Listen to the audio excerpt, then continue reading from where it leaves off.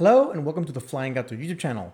My name is Elias, and in today's video we're going to do a little bit of a deep dive and figure out how a CEO and his leadership took advantage of over 100 years worth of brand equity and sold it to the highest bidder for his and his friend's personal gain. Now I'm going to come with receipts as I always do. I have the proof. I'm going to show you guys everything, but what am I talking about? Brand capital, what is that? Well, this is my friend's Dodge Charger. I did a video on this. In fact, this is my video. And when I talk about brand capital, it's everything that has to do with Dodge, Jeep, and Chrysler and what they meant to us car enthusiasts and regular American citizens. Let's take a quick listen at what we lost.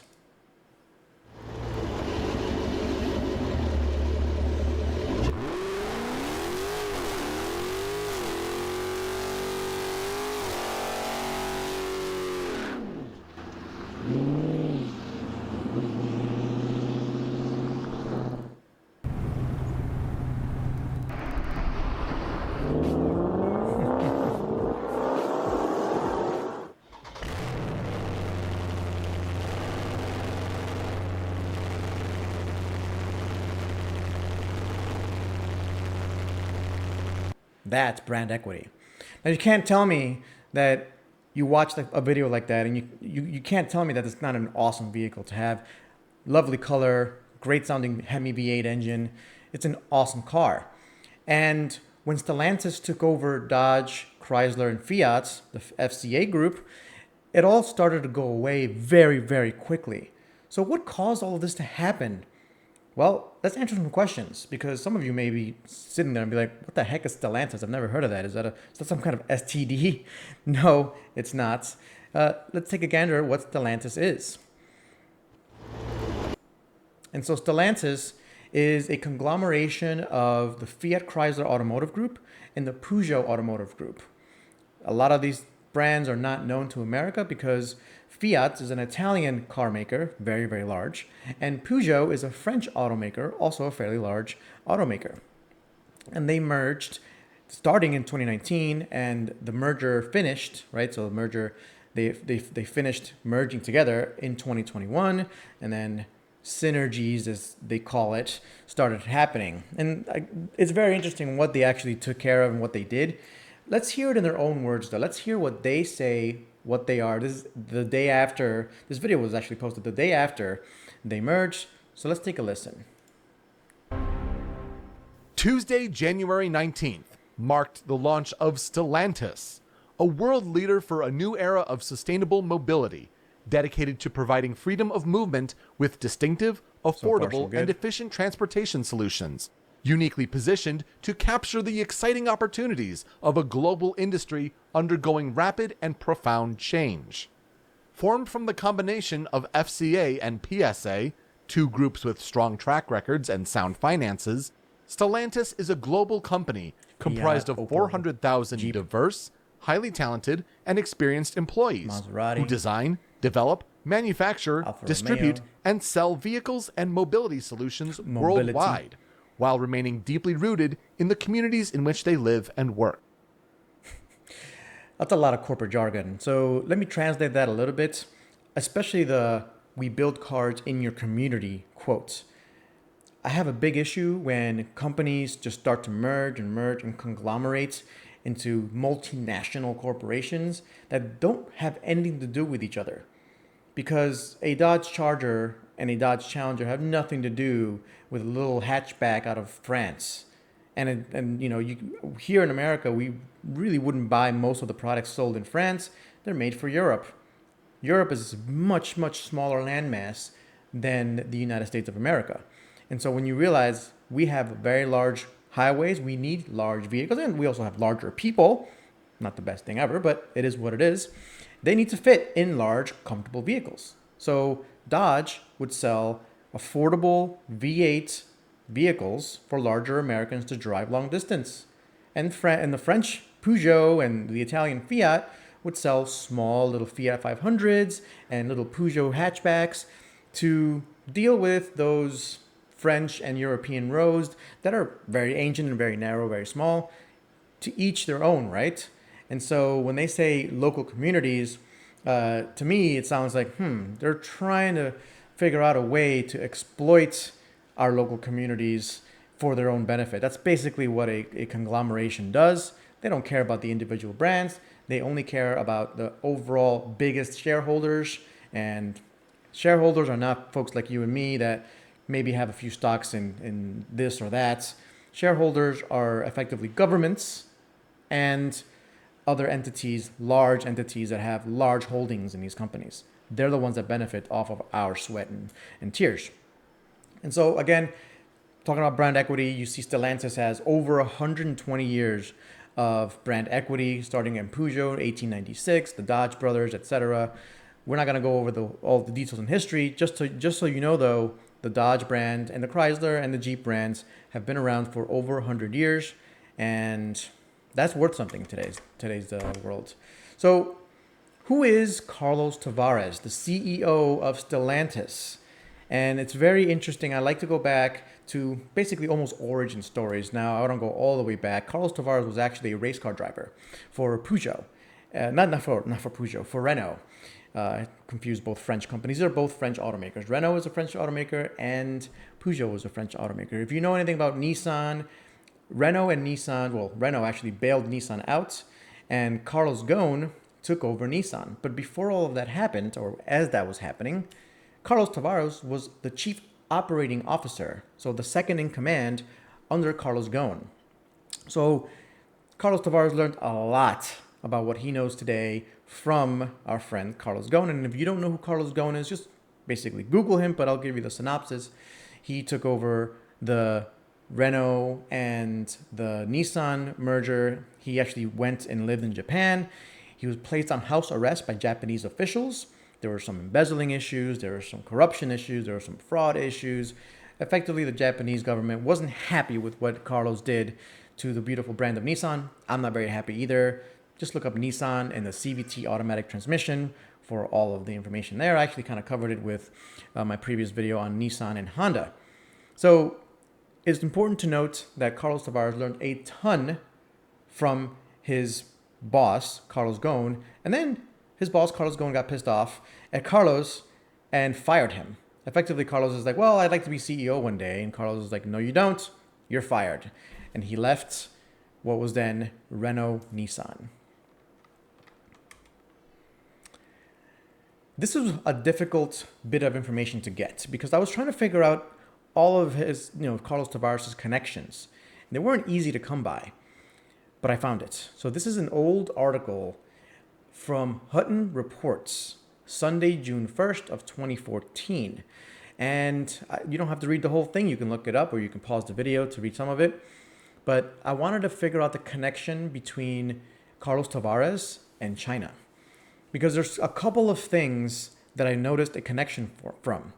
So Dongfeng, and we're going to get some details about Dongfeng, but to give you some details now, Dongfeng is a Chinese Communist Party owned automaker out of China. They've been building cars out of China for a very long time. And for some reason, before 2014, this is, the 2010s, Carlos Tavares led the collaboration and the investment into the Peugeot Corporation prior to Dongfeng getting any shares out of Peugeot. And so prior to Stellantis, his old role was getting Peugeot a huge influx of cash from Dongfeng. It says it right here. I'll read it to you, actually. And not only did he get this investment for Peugeot, but he also got it for Renault. And then at the bottom, all the way at the bottom, it says, so Carlos Tavares negotiated a deal between Renault and Dongfeng in China. So he negotiated a deal with Renault back when he was at Renault under Carlos Ghosn. And then he negotiated a deal with Peugeot when he became the CEO of Peugeot. And so to me, that strikes me as very interesting because it tells me he's very close to the folks at Dongfeng Corporation. And like I said, Dongfeng is a Communist Chinese Party owned automaker. So I can't prove it, and most likely it's very difficult to prove. But I believe that Carlos Tavares is at the very minimum has been getting paid off by the Communist Chinese Party in order to do the things that the Chinese Party wants him to do. Dongfeng wants him to do. Again, hard to find information about all of this. This happened 10 years ago, but it's on the internet for people to see. Look it up yourself if you don't believe me, but this is a big deal. And so as Carlos Tavares' career moved on, as he was the CEO of Peugeot, he led through cost-cutting measures and effectively became the cost-cutting king at Peugeot. He closed factories. A lot of French people lost jobs. There were French riots because of this. I actually put a lot of blame on the French riots on Carlos Tavares. A lot of people don't know this. But fast forward to the last 3 years, he became the CEO of Stellantis, which is over Dodge, which is over Chrysler and Jeep, and basically sold them out and got the second biggest compensation package of any CEO ever. The only bigger one was Elon Musk, and I think Elon's is a little bit different. I think it's definitely deserved. He grew Tesla from nothing. But Carlos took an existing brand and started just selling out as much as possible. Let's read a little bit here.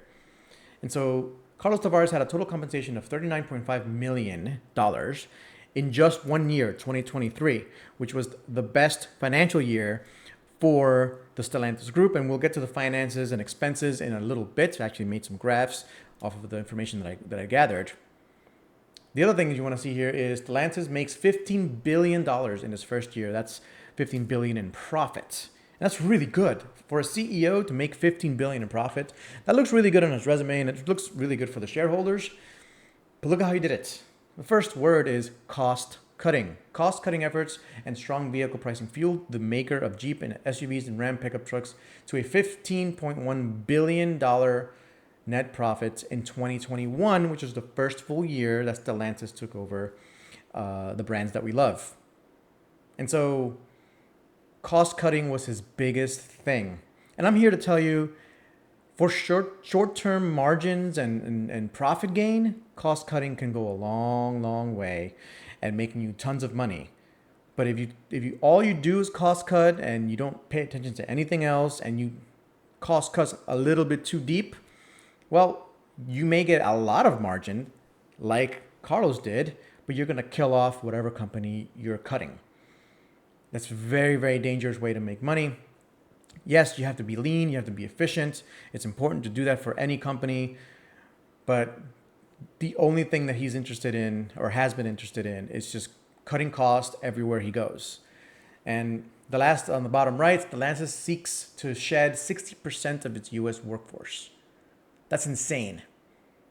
Carlos Tavares himself wants to cut 60% of all of the workers that work for the Stellantis brands in the United States.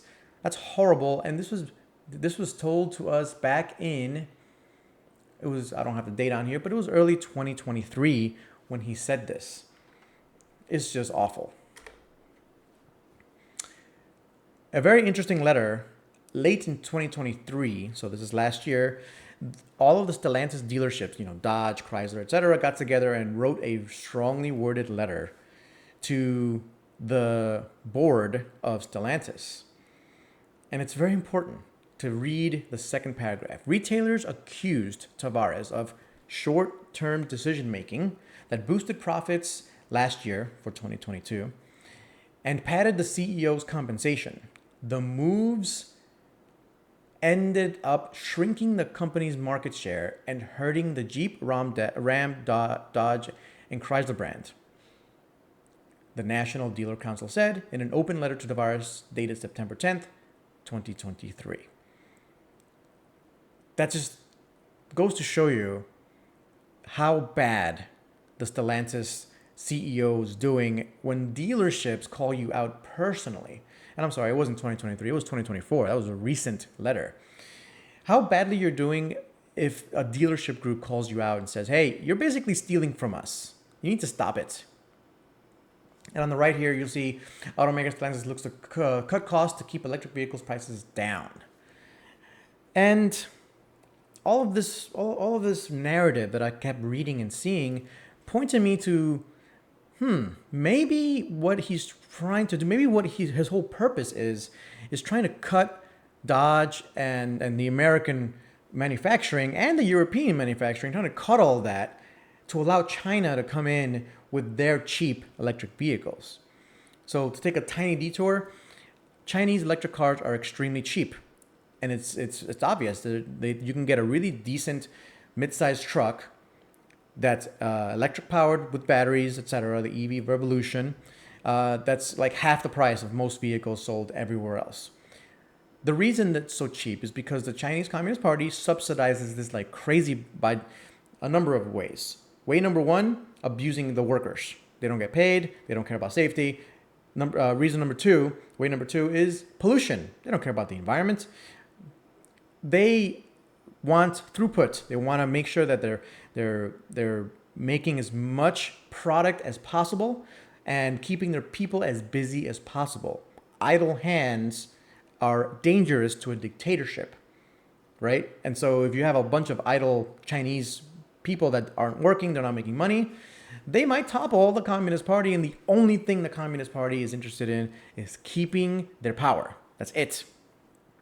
And so I believe, from what I was finding, I don't know if Carlos knew he was doing this, he may not have known, but effectively what he did, what he accomplished was to shrink the manufacturing capacities of the European and American brands under Stellantis, and allowed China to start taking over some of that capacity, and is effectively playing into the Chinese hands. And then what I found next, it really pissed me off. But before we get there, I'm going to show you what the playbook was. But this is the playbook of a CEO looking to benefit from cost cutting and benefit short-term gains for long-term losses. This is exactly what this looks like, and goes for any industry. We're talking about the car industry here. And just for a little bit of background, my day job is effectively doing what I'm doing here for you guys for accounting firms, or for major accounting firms. I work for the top four of the top 10 big accounting firms in the United States. And my job is to help accountants with their business strategy, long-term business strategy, and looking at numbers to make sure that things are going the right way. And if you look at these numbers, they're all going the wrong way. So what are we looking at? These are Stellantis brand monthly sales. This wasn't easy to find either. There's data everywhere. It's hard to get. But I was able to find it, and this tracks it by month. And you have it, and you can pause it here, guys. If you really want to take a look at this, you can pause it, and you can take a look at what the trends are. But effectively, from 2018 to 2020, things were fairly steady, maybe slightly on a downward trend. From 2021 to 2024, to the end of 2024, it is completely downhill. There was a little bit of a blip, as you can see, in 2022, but nothing close to what was selling back in 2018 and 2019. There's a number of reasons for that. First of all, as your product line gets stagnant, things don't change, people start looking at the competition that has been changed and updated and buying that instead. Other thing is, quality goes down, pricing goes up, etc., can cause to less sales. So I started looking at pricing. Let's look at the MSRP for popular, let's say, Stellantis vehicles from 2015 to 2024. These are the model years, right? So 2024 model year includes starting in late 23 to middle of 2024, and that's where we are right now. So as you can see, prices effectively stayed relatively flat until about 2019. Yeah, at the bottom you have the Jeep This is the Jeep Wrangler Sports. Went from 25,000 to 29,000 from 2015 to 2018. But that's almost 4 years of price increases. The real increases started happening in 2021 and 2022, especially for anything that had a V8 in it. And there's a couple of reasons, and we're going to get to the federal and the CARB issues in a bit. But 2021 was when Tavares took over. So you look at the price hikes of 22 and 23 and 24, they are significant. The worst price hike, in my opinion, was a Durango RT. A Durango RT is a great vehicle. I actually used it in a previous video I did, but it's a great vehicle. My friend, again, the guy that has the Charger also has a Durango RT. Every time I get into that thing, I'm impressed with how good it is. Great interior, great engine, great capacities, can tow like 8,000 pounds. Very impressive, but they ruined it with the price. After 2021, it was like a $44,000 truck. Not cheap. Now the cheapest RT, the Durango RT you can get is $60,000. That's not inflation, guys. What you see here is not inflation. It's not only inflation. Only inflation would have been maybe a 10% increase per year at that. This is way more than 10% increase. Way more. Unbelievable. And so when you look at the declining sales, you're like, well, probably the finances are going terrible. But no, they're going the opposite direction. This blew my mind when I saw this, because usually, again, when car sales are in the business of selling cars. And so when you sell a lot less cars year over year, usually you go down on your revenue, you go down on your margins, and you start losing money, and it's not a great thing. This shows the exact opposite.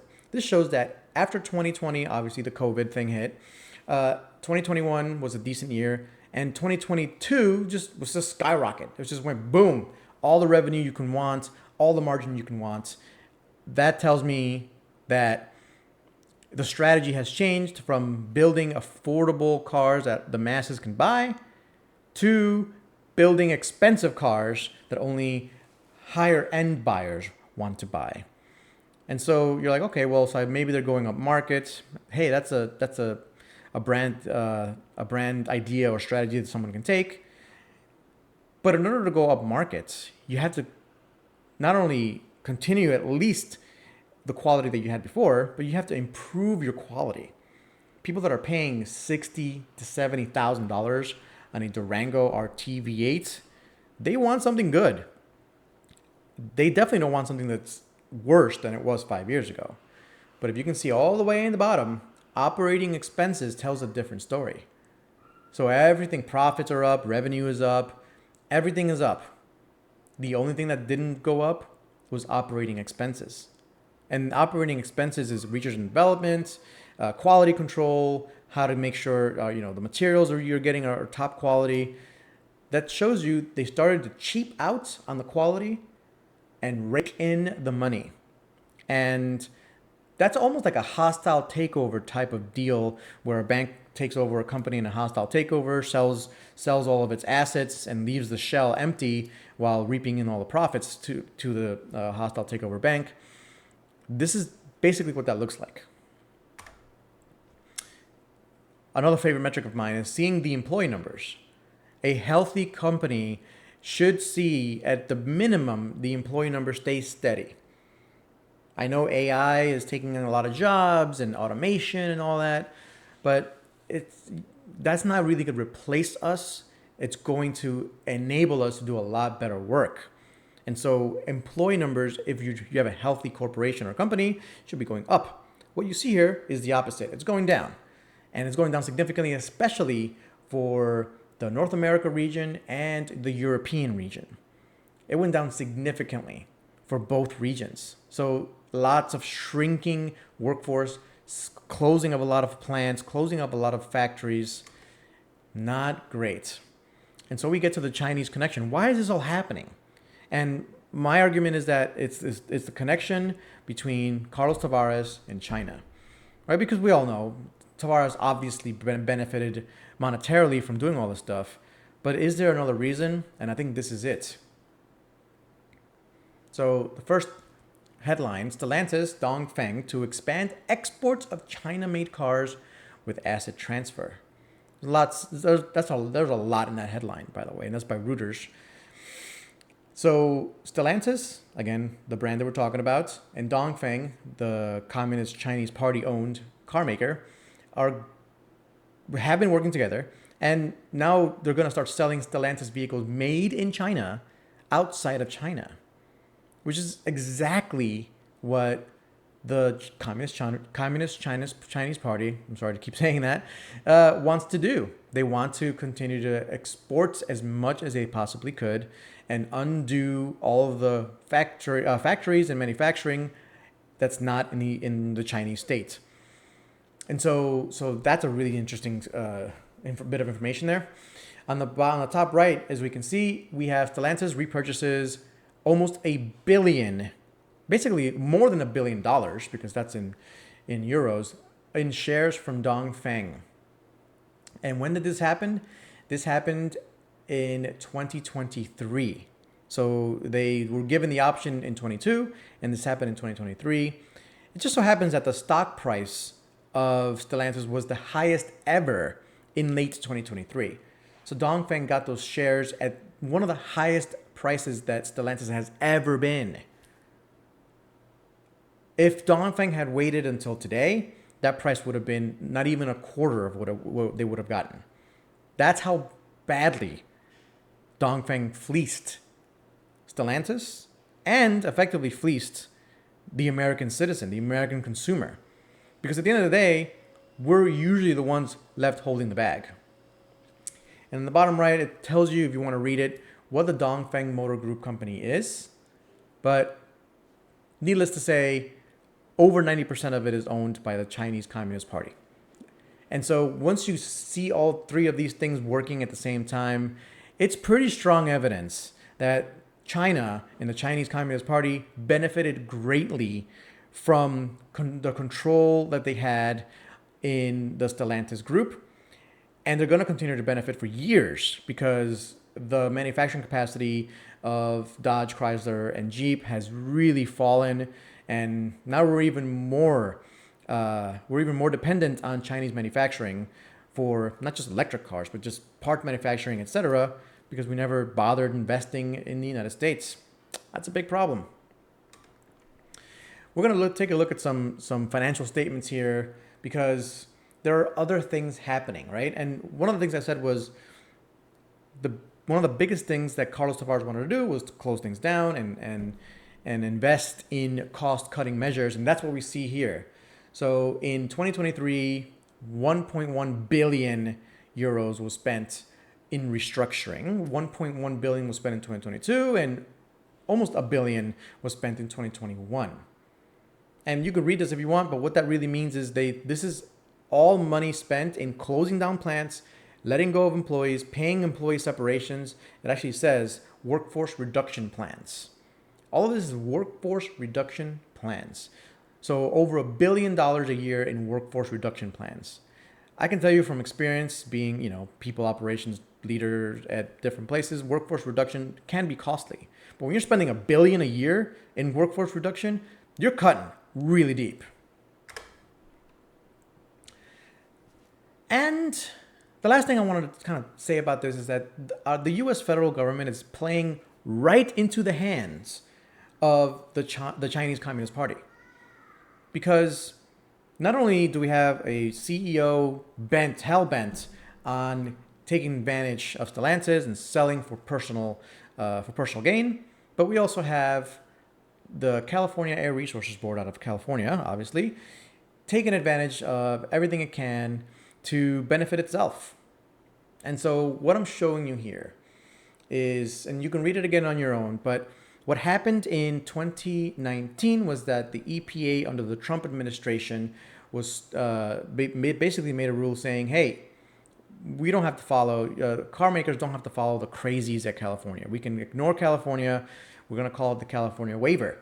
And there's a bunch of crazy, I'm not going to call them names. There's a bunch of crazies out in California, and they have crazy laws, and they want to fine you lots of millions of dollars.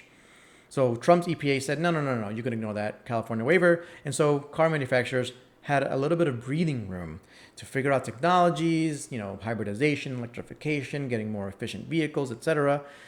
They had a little bit of breathing room to make sure that happens. Then comes the Biden administration. And this is why I always say it counts who you vote. It really counts and matters as to who you vote for.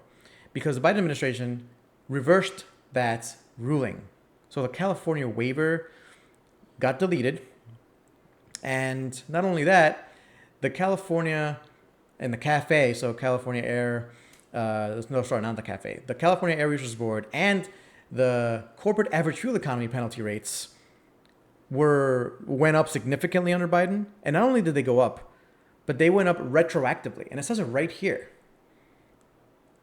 Related to model year 2019 and 2021 U.S. corporate average fuel economy penalty rate adjustments. And there's another 147 million related to the Argentine peso. This is what's wrong with international conglomerates. But honestly, can you imagine you, a taxpayer, you pay your taxes every year to the government, etc. And then let's say next year the government says, hey, we changed the rules and we're going to go back 5 years and you owe us taxes all of a sudden. And by the way, because you owe us taxes from 5 years ago, we're going to add a penalty to that. That's exactly what happened to not just Dodge and Chrysler and Jeep, but to every automaker that basically makes larger V8 vehicles. If you make trucks, V8 cars, muscle cars, sports cars, you're paying a lot of money on carbon credits, on fines, on CAFE, and it kind of makes you angry that a place like California, a little state like California, can ruin your financials this badly year over year. We're playing right into the hands of the Chinese Communist Party. And so what's next? Like what am I hoping for? Well, as of basically last week, Carlos Tavares is out of Stellantis. It was cited that he was in disagreement with the board and lots of different issues, a little bit of background. Tim Kuniskis was the CEO of Dodge prior to Stellantis taking over. He retired 6 months ago based on the difference of opinion he had with Carlos Tavares. And really centered around the death of the Hemi V8 engine. And not having a V8 in a pickup truck, it's almost sacrilege in the United States. And so he left. He said, I give up, I retire, I'm done. And so I think what's next for Dodge and Chrysler is a change in leadership and a re-Americanization of what it means to be an American car brand. For too long, the Italians and the French have had their hands deep into the pockets and the inner workings of an American institution that is Dodge. And so I think it's time for them to step out. I also think it's time for the Chinese Communist Party to step out of influencing our American companies so that we can make these cars great again. I mean, we want these, as enthusiasts, we want these cars to be good. We want the American people to buy good cars that they like to drive, that are reliable, that they're gonna enjoy for years to come. We don't want this lowering of quality and raising of prices and reducing of the American workforce. We don't want any of that. And so I leave you with this. This is, again, Tim Kuniskis. I hope I'm saying his name right.